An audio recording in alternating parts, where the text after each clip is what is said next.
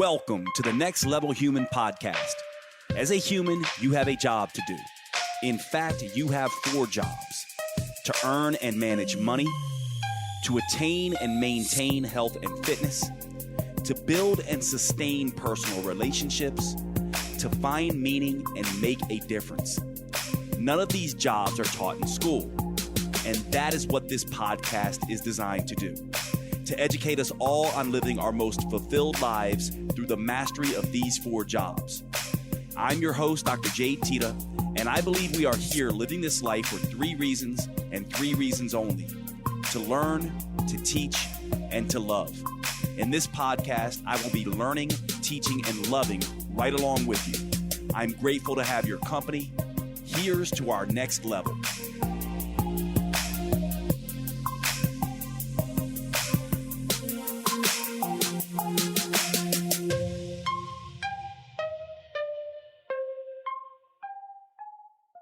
Okay, welcome to the show, everybody. Today we are talking about the endocannabinoid system, and this is a difficult topic. There's a good reason why you don't hear a lot of experts tackling the endocannabinoid system. One of the reasons is that, we'll just sort of say this right off the bat, is that this is a difficult area. There is a ton we know. We've had a lot of study into this area, but it is confusing because there is so much information, and at sometimes it can seem like this system does absolutely everything. And it's hard to sort of nail down what's happening because there's so much going on, and that's how come you hear things about CBD, the cannabinoid, cannabidiol, CBD, which is an exogenous cannabinoid, meaning that it's something that is made in plants that we take in from outside of ourselves, as opposed to endogenous, which is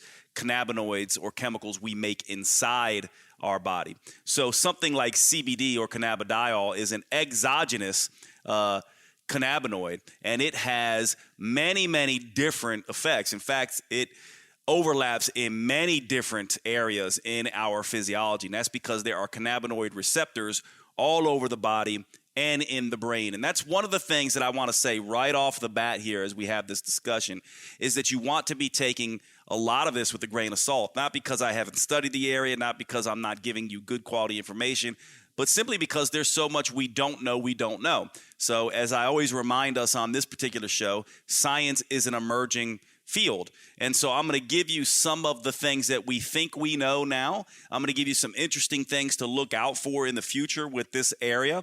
And I'm going to give you some really, hopefully, practical tools, as well as some product recommendations about how to use cannabinoids. All right, so let's get into this. So what exactly are and is the endocannabinoid system? Well, from learning from me in this podcast, you probably know an awful lot now about hormones. But if you don't, let's just start from the beginning. What exactly is a hormone?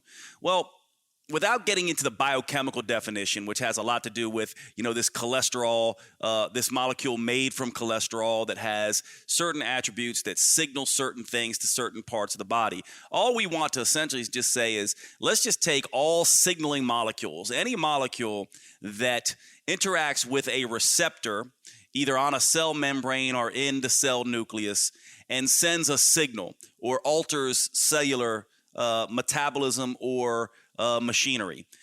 These hormones, also known as signaling peptides or cytokines if they're coming from the immune system, or myokines if they're coming from the muscle, or adipokines if they're coming from fat, or neurotransmitters if they're hormones in the brain. We're just going to lump all these under the rubric of hormones, and we're going to call these all signaling molecules. They're essentially like our body's internal mailmen. They are essentially sending signals around the body to maintain homeostasis, or to adjust to nutrient status, or to respond to a stressful insult on the body.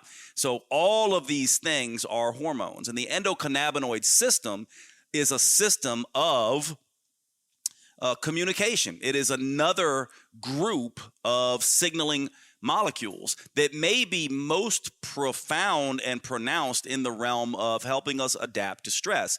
And so the way I like to think about this is you can think about sort of the nervous system, right? And the nerves that send signals around our body. Think about that as a highway system, the roads that you travel on in your car sort of every day, right? And you can kind of think of the cars traveling on that road is basically hormones, basically, right? So we have this way of communicating. We can communicate with the body via nervous system signals. The brain sends a nervous system signal down to the muscle, let's say, so you move. The tongue sends a nervous system signal up to the brain to tell the brain about what kind of food you just ate. Is it sweet? Is it sour? Is it potentially, going to be something that it has excess bacteria and is going to get us sick and we need to mount an immune response? Or is this something that has a certain texture and taste and flavor that tells the brain that there's an awful lot of nutrients coming, which then the brain sends signals to the pancreas and other places to say, hey, get ready for this sugar, release insulin, which then the insulin goes to the different muscles and says, hey, prepare to get this sugar. This is what we're talking about. The endocannabinoid system is just another system like any other hormone to essentially send information around the body. And so if the nervous system signals are like the road and the hormones are kind of like the cars, one of the ways I like to think about the endocannabinoid system is it's like the traffic signals. It's like the red light and the green light and the yellow light. Obviously, we need roads to travel on and we need cars so that we can travel. But if we didn't have road signs, we would certainly have a lot of mess out there, wouldn't we? If we didn't have road signs and traffic signals. And the way I like to think about the endocannabinoid system is almost like our traffic signals. It's the thing that slows down traffic, stops traffic, or speeds up traffic. And this is kind of what you can kind of think about this. So our hormonal system and our nervous system is sort of layered on top of this other system, this other communicating system called the endocannabinoid system, which we don't know near as much about. But as we learn more and more, we see that the endocannabinoid system is sending signals all over the body. And there's essentially two different receptors. And let's just talk about hormones and receptors just a minute so I don't lose all of you who don't really get this stuff at the level that some of us do. When we talk about hormones as male men, right? Essentially all a hormone is a chemical compound that has basically a message that it's bringing to a tissue, right? So let's say that the thyroid hormone goes to your muscle cells, let's say, and it carries a message. And maybe it says, hey, muscle, speed up metabolic rate or break down some of the glycogen you have stored or that kind of thing. And the way it does that is essentially drives up to your mailbox, sticks that message into your mailbox, and then, you basically come out, read the message, and then go inside and do what it tells you to do, right? And so in a very real sense, when you bring this messenger, this mailman comes, the receptor is basically the mailbox. So once that message goes into the mailbox, then the cell reads it and carries out the information that this wanted to happen. Some people describe it as a lock and a key, if this is a better analogy for you, that there's a certain shape of the lock and the hormone comes in and uniquely acts as a key to that lock, unlocks that lock, makes confirmation changes in that receptor, which change then the cellular machinery. Well, when it comes to the endocannabinoid system, there's basically two major receptors that are being interacted upon by these different cannabinoids, the CB1, cannabinoid 1 receptor, and the CB2 receptor. Now, these receptors are all over the place. There's CB1 in the brain and the body, and there's CB2 in the brain and the body. But when you think about these, think of CB1 as being mostly brain, and think of CB2 as being mostly body. And so CB1 has lots of mood-based effects when it's interacted upon, and CB2 has lots of body-based effects when it's acted upon. Now, there is some overlap here. There is CB2 in the brain, just not as much, and there is CB1 in the body, just not as much. And so to simplify this for us as we have these discussions, you can think of cannabinoid receptor 1 in the brain and cannabinoid receptor 2 in the body, right? Now, what ends up happening then is we have exogenous compounds, cannabinoids, hormone-like chemicals we can take in through plants that then stimulate CB1 in the brain and CB2 in the body. We also make a lot of cannabinoids. And let's cover that first so you can sort of understand what the point of this is. What are the cannabinoids doing? What messages are they sending? What's the purpose for the metabolism? Well, they're basically helping us respond, like many hormones are, to stress and nutrient need. And so they obviously have a lot to do with appetite, stimulating appetite, stimulating cravings, reducing stress responses, amplifying stress responses, increasing immune parameters or decreasing immune parameters, this kind of thing. And so when we think about cannabinoids, we usually think of stress and anxiety and things that take away stress and anxiety. So both, right? We tend to think about things that can regulate the immune system up or down, right? We tend to think about stress reactivity and appetite as well, things that amplify appetite or decrease appetite. And you can kind of think of this, to make it simple, as the CB1 and the CB2 sort of being opposite in a sense, although they are related. They're almost like on a seesaw. So they're having this sort of back and forth effect. And then these different compounds that we either make in our body or get from plants, specifically marijuana or cannabis or hemp, right? Specifically, those plants can interact then with this. And so it's kind of like hacking your metabolism in a sense if we know how to use this, which is why I'm having this particular episode, because we want to know how to sort of hack into this endocannabinoid system, because what we're finding more and more is that this particular system is becoming critical as we learn more and more about healthy metabolism, being able to recover, restore, relax, regenerate, being able to have a healthy anti-inflammatory response and a healthy immune response, being able to regulate appetite, which is one of the biggest reasons I wanted to have this discussion with you, because one of the major things we need to be able to do is to control appetite and to control cravings if we're ever going to get a handle on our metabolism. And one of the major ways that it's looking like we might be able to do this is through the use of cannabinoids, specifically CBD. And I'll get into this in just a minute. And so you're going to probably be hearing more about this as the science sort of releases, in how we can hack into our endocannabinoid system, control appetite and cravings to some degree by using some of these exogenous cannabinoid sources like CBD, or even THC, which is the more popular cannabinoid, the more psychoactive cannabinoid in marijuana. And so let's get into this a little bit. First, how do we make these? Well, you make these from polyunsaturated fats, the ones you make in your body, right? And so we typically have two types, omega-6s and omega-3s. You probably heard this before.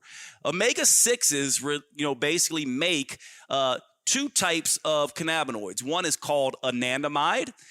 It's oftentimes renamed chemical bliss. We make this in our body. It's actually present in chocolate as well. And so, like I said, you can get anandamide you can make endogenously inside yourself, or you can get exogenously from cocoa and other compounds. But anandamide is made from polyunsaturated fatty acid omega-6. We also have another one called 2-arachidonyl glycerol, and that one, 2-AG, is also made from polyunsaturated fatty acid omega-6s. Now, these interact with CB1 and CB2 receptors a little bit, but anandamide mainly reacts with just CB1, and it does it weakly, whereas 2-AG interacts with CB1 and CB2. Now, these come from the polyunsaturated fatty acids, omega-6s. Now, what a lot of people don't know is you also make cannabinoids from the omega-3 polyunsaturated fatty acids. These are things like docosahexaenoic acid, you've heard of DHEA, and EPA, eicosapentaenoic acid.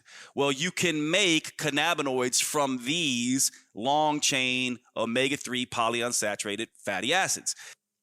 And these ones are tougher to name, but I'll go ahead and read these for you. Eicosapentaenoyl ethanolamide and eicosapentaenoyl glycerol, as well as docoxahexaenoyl ethanolamide and docoxahexaenoyl glycerol. These are the cannabinoids from these omega-3 polyunsaturated fats. Now, why am I going through this? Because What we are now learning is that these two different groups of cannabinoids, the ones made from the polyunsaturated omega-6s and the ones from the omega-3s, are interacting a little bit differently with the cannabinoid system. What it looks like is that the omega-6 anandamide and 2-AG are mainly working on CB1, whereas these omega-3s are maybe working a little bit more on CB2. And so what we can begin to look at is that this very interesting relationship between the kinds of fats that we're eating and the way our endocannabinoid system is functioning. Now, we haven't talked a whole lot about CB1 and CB2, but we can talk a little bit about CB1 being mostly in the brain and CB2 being mostly in the body. CB1 is really all about stimulating the mood. When we talk about the traffic lights, you can think of CB1 as go, right? If it's overactive, you're a little bit more anxious. If it's overactive, you're a little bit more stimulated and having more cravings and more appetite and more of those kind of things. You're a little bit more focused. You're a little bit more driven, right? You're a little bit more go, go, go, go, go. Now, if you stimulate CB2, it's a little bit more in the body, a little bit more relaxed, a little bit more chill, a little bit more anti-inflammatory. So in a very overly simplistic way, we can think of CB1 as being sort of stimulatory green light. And we can think of CB2 as being a little bit more red light and relaxing. Green light brain, red light body, in a sense. Now, one of the interesting things about this is that these omega-3 polyunsaturated fatty acid derived cannabinoids seem to bind the CB1 and CB2 receptors a little bit more weakly, and maybe are acting a little bit more on CB2, whereas the omega-6s, especially 2-AG cannabinoids, are binding very strongly to CB1 and CB2. Why does this make a difference? Because one of the things that we know is that we want to be able to not have these things be overactive or underactive. We don't want too much stimulation, and we don't want too little stimulation. We want the Goldilocks effect, as we oftentimes talk about with hormones. We want it to be just right, not too much, not too little, but just right. And it seems to be that these omega-3 polyunsaturated fatty acids that bind to the, sort of weakly to CB1 and CB2 tend to be more adaptogenic in their responses. In other words, tend to be a little bit more gentle and a little bit more regulating and a little bit more likely to get you into this sort of Goldilocks zone. Now, this is important because once I start talking about the popular cannabinoids in plants, you'll see that some of these have overly stimulating effects, are more green light, and some of them are a little bit more red light. But what we really want is this area in between, sort of the yellow light effect, right? The ones that are sort of like slow down, get ready to take it easy. And one of the things that goes on in our stress response as humans is we oftentimes get stuck in this very sympathetic overdrive state and have a very difficult time getting back into this relaxation state. And so cannabinoids help us do this. So one of the things that we can do right away if we want to take really good care of our endocannabinoid system is really start realizing that good quality fats are going to be important, and getting plenty of omega-3s, not just a ton of omega-6s. Now, we know in the Western world, most of us have somewhere from 5-to-1 up to 20-to-1 of our omega-6s versus omega-3s. And this has an impact on things like anxiety and depression and negative emotional states and possibly negative hormonal states. Now we're starting to see this may be related to the endocannabinoid system versus the omega-3 polyunsaturated fatty acids, giving us different endogenous cannabinoids, which can allay some of this stuff, help with anxiety, help with depression, help with more favorable and functional immune modulation and those kinds of things. This is very, very important to sort of understand. And so when it comes to taking care of the endocannabinoid system, one of the first things I just wanted to mention is your diet is critical. The amounts and types of fats that you're eating, having more omega-3 oils is important. And you can get these oils primarily from fish oil. But of course, one of the oils that makes EPA and DHEA is alpha-linolenic acid, which is actually highly prevalent in the same plant where you get some of these exogenous cannabinoids, hemp. hemp actually has a strong amount of this as well. So hemp oil can be really useful in this regard, as well as fish oils. Now let's get into some of the things you're probably sort of wondering about. What about exogenous sources of these cannabinoids, and how can we use them? Well, first, if you really want a healthy metabolism and you really want to get a handle on this, you need to watch what you are eating and not overeating or undereating, and also getting these fish oil components, these polyunsaturated omega-6, omega-3 ratio sort of taken care of. But then what we can do is, in the meantime, as we're building that, if you're someone who's dealing with lots of mental, emotional issues of CB1 receptor, or issues of stress over stimulation in the body, things like irritable bowel disease, irritable bowel syndrome, any kind of adrenal, for lack of a better term, adrenal fatigue, or metabolic dysfunction, or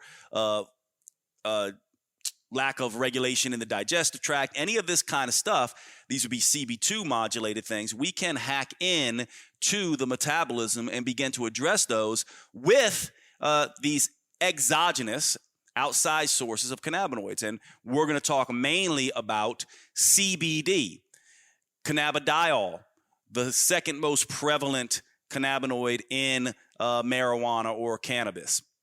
Now, CBD versus THC. Let's get into that first. THC binds CB1 mainly. Now, remember, when we talked about CB1, it's the green light, stimulates appetite. So what happens if you get high with THC, the psychoactive cannabinoid in cannabis? You're going to stimulate appetite in the short term. You're going to basically stimulate focus a little bit. You're going to have many psychoactive effects. You're going to stimulate a lot of things in the body, versus if you have more CBD activity and it binds more of CB2, you're going to have more body effects. And this is where you get some of the differences in the different types of, sort of marijuana plants, and the idea of sativa versus indica. Now, this is, again, oversimplified, because a lot of these things, there's way more cannabinoids than just CBD and THC. But one of the major things that you can see with sativa is that it's usually higher in THC versus CBD, whereas indica is usually higher in CBD versus THC. Now, of course, the main effects of these plants, depending on how you're using them, are going to come with the different terpenes and other cannabinoids that are present in it. But in general, one of the reasons why sativa is usually thought of as the thing that gets you high, and something you might want to use during the day to stay focused, is because of the THC and lower CBD effects, versus indicas, which, that whole saying, in the couch, this body relaxation response, putting us to sleep in a sense, more CBD oriented. Indicas typically have more CBD. Now, also, there's a bunch of different hybrids if you're into sort of marijuana. Now, one of the things that happen here is, if CBD is more the red light, that's why you want to take, usually indicas are taken at night, they're taken to relax, they're taken to recover. And one of the things that a lot of people don't know is that if THC is primarily stimulating appetite, CBD is looking like it's probably appetite neutral, or maybe in high doses, even appetite reducing.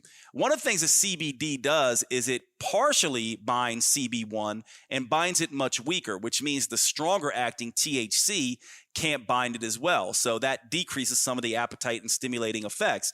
Plus, it binds CB2 receptor, which has lots of these relaxing effects on the muscles and the digestive tract, and immunomodulatory. It's anti-inflammatory.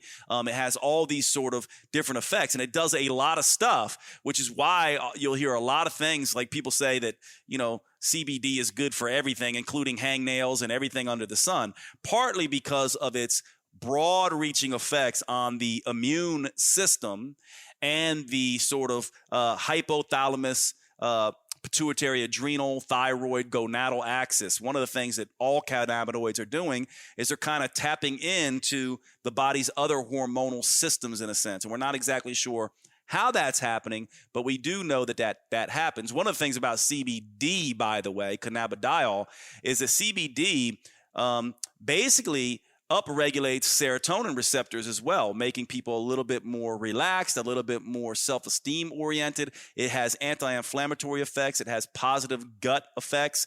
It has some really nice effects on some of the immune reactivity that goes on in the progression of Alzheimer's disease. And what we're really excited about, probably if you're listening to this, is what it can do for sleep and recovery from exercise. CBD is an amazing adjunct to help us get to sleep faster.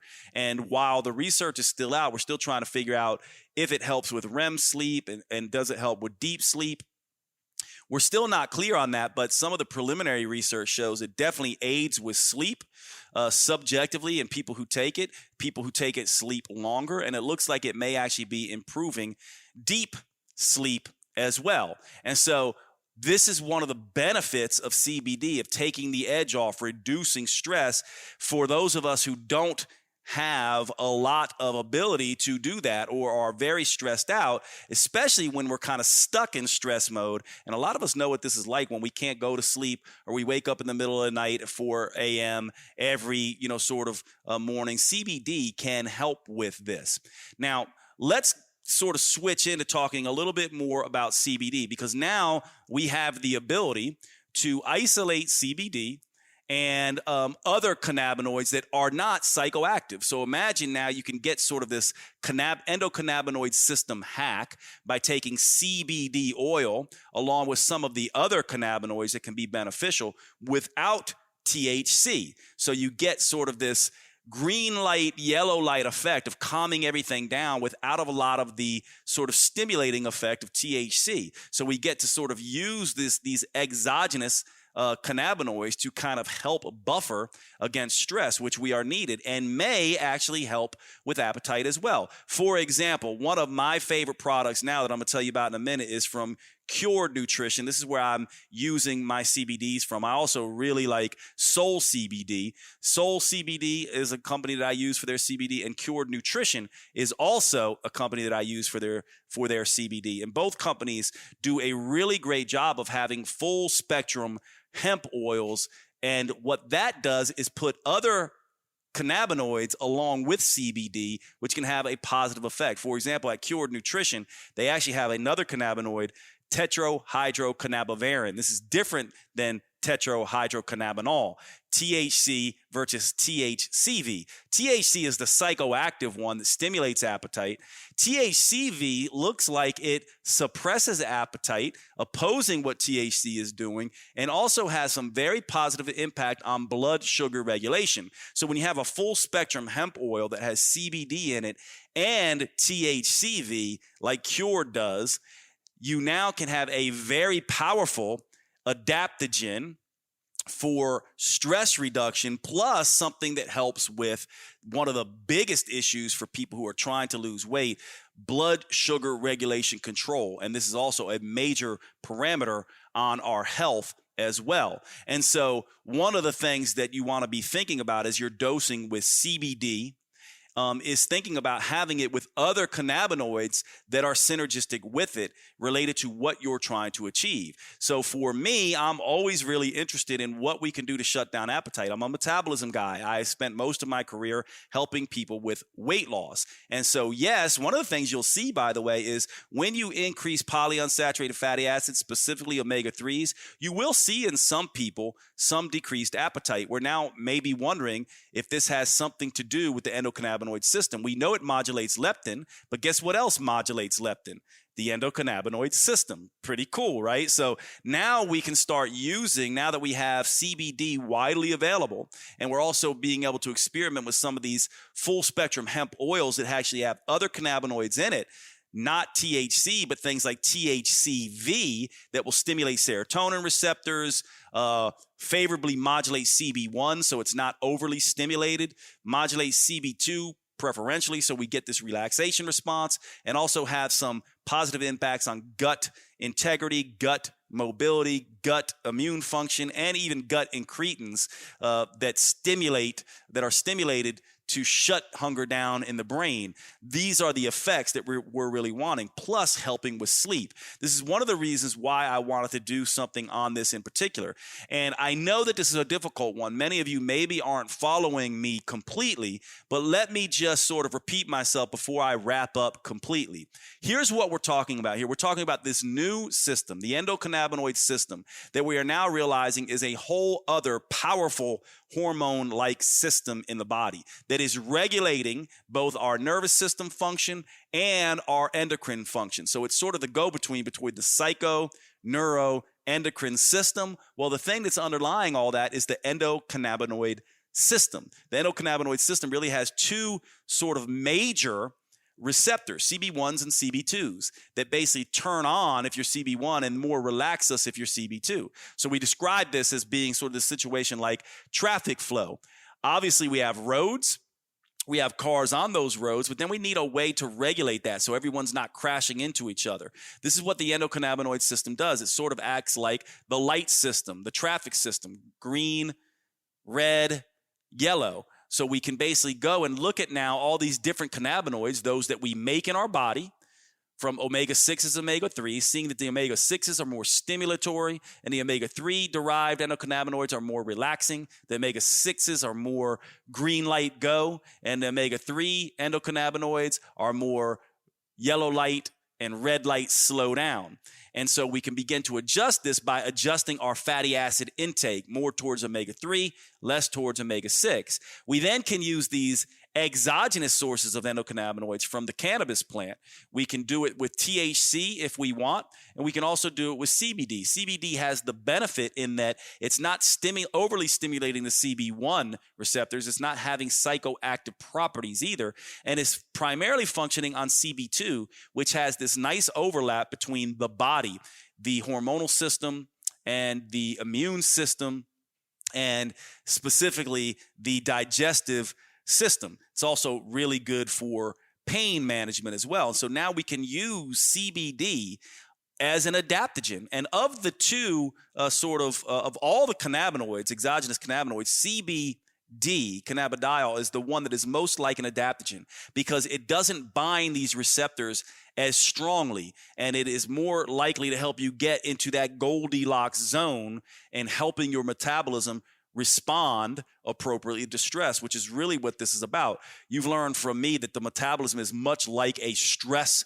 barometer. That's basically what it is. Well, you can imagine seeing this barometer pegged out, redlined, because you put your metabolism under too much stress through diet, exercise, sleep deprivation, illness, overwork, etc., and being able to hack into that stress barometer with something like CBD oil and calm that down, bringing you back down a little bit.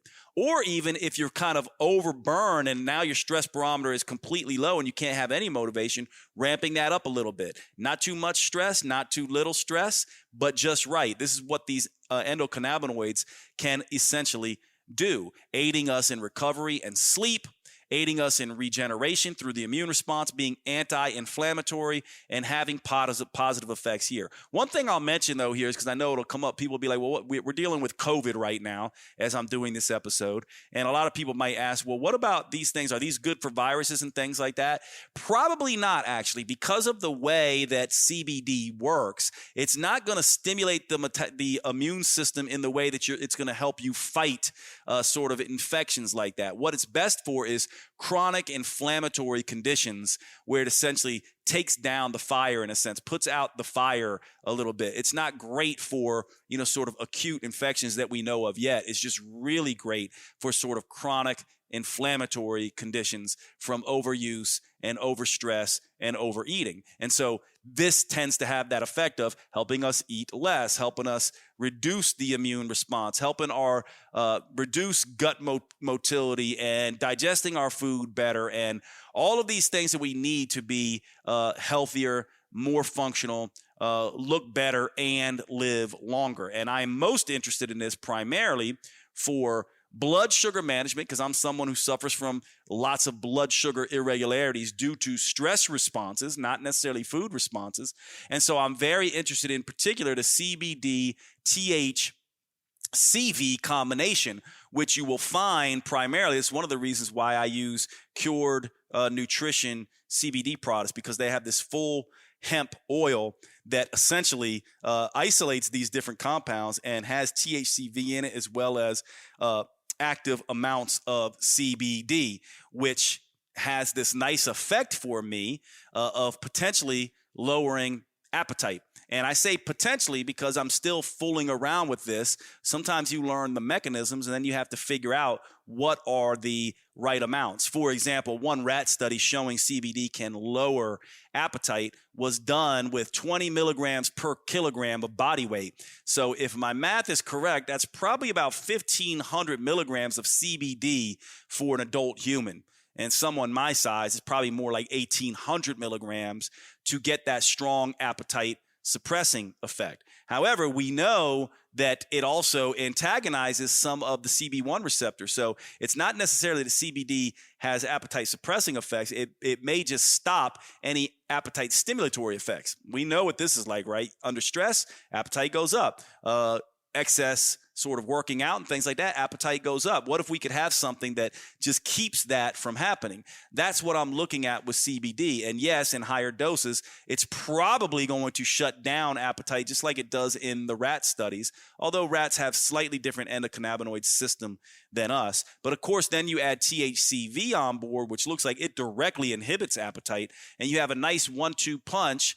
Not just to lower stress, not just to help you sleep, which all regulate appetite, but also to regulate appetite themselves. Now, if you're just looking at taking CBD, what are the typical doses of CBD? Well, in a typical product, you're typically going to see anywhere from 20 milligrams to 30 milligrams of CBD in a product. If you really want to start getting results from this, to me, the doses I like to use in clinical practice are right around 200 milligrams of CBD for people who are really, really under stress and who really need to get better sleep and all of that kind of stuff.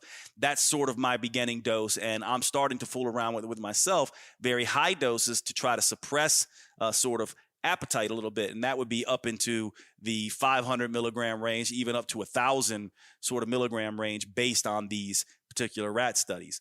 Now, one of the things that I'll say, and the product that I want to introduce you to that I like so much now, they're going to be representing my podcast, and I'm going to be representing them on my podcast and have developed a relationship with them. So full disclosure, when you order from Cured Nutrition, I get a little bit of a kickback from them.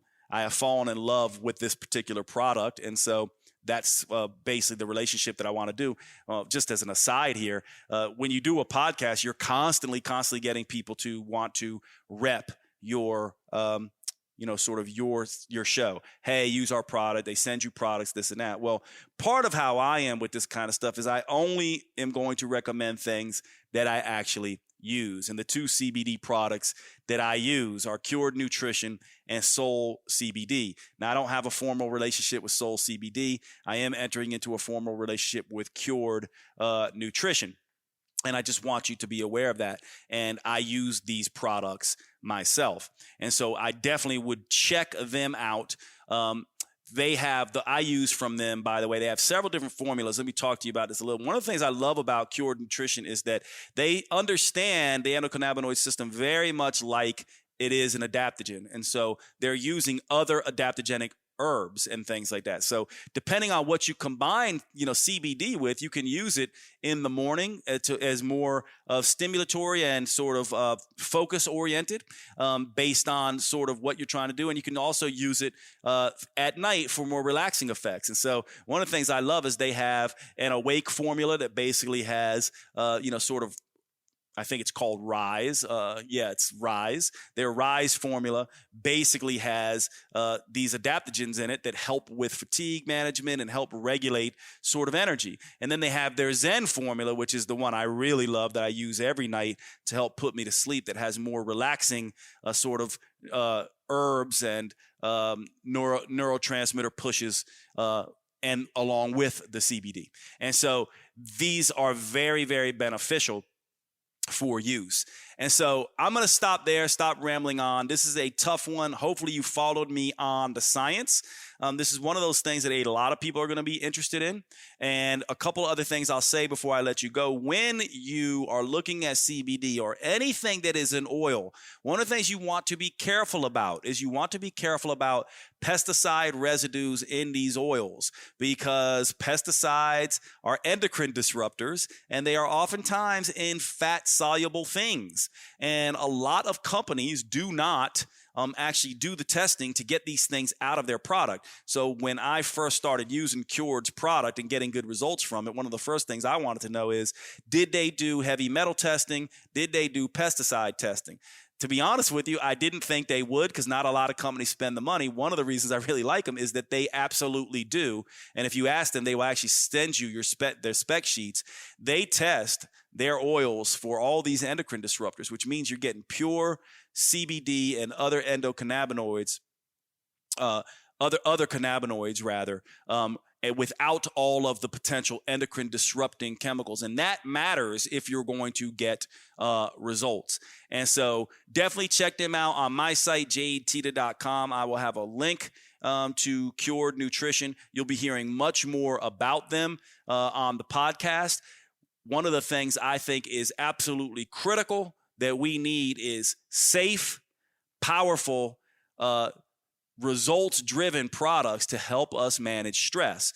This is why you're going to be hearing way more about adaptogens from me, and specifically this particular adaptogen, which is quickly becoming one of my favorites, CBD. And there's going to be a lot of research coming on CBD. And so I'll try to update sort of you on the research, but hopefully this gives you a good sense of what the endocannabinoid system is, how we make these cannabinoids from our polyunsaturated fatty acids, omega-6s and omega-3s, the different sort of CB1 and CB2 receptors and what they do, the idea of THC versus CBD versus THCV and other cannabinoids, and how they all have these different effects, and how we can regulate our stress response, our immune response, our overreactivity relative to stress by using CBD in particular, so we don't get this overstimulation of CB1 receptor with THC. We get more of the stop and slow down type of traffic response from CBD to get this nice Goldilocks effect. So excited to introduce you to Cured Nutrition, and excited about sharing this new science with you. Not new science, but this science on the endocannabinoid system, and hope you have a better understanding of it now. I will see you at the next podcast. Thank you so much for hanging around, and talk to you soon.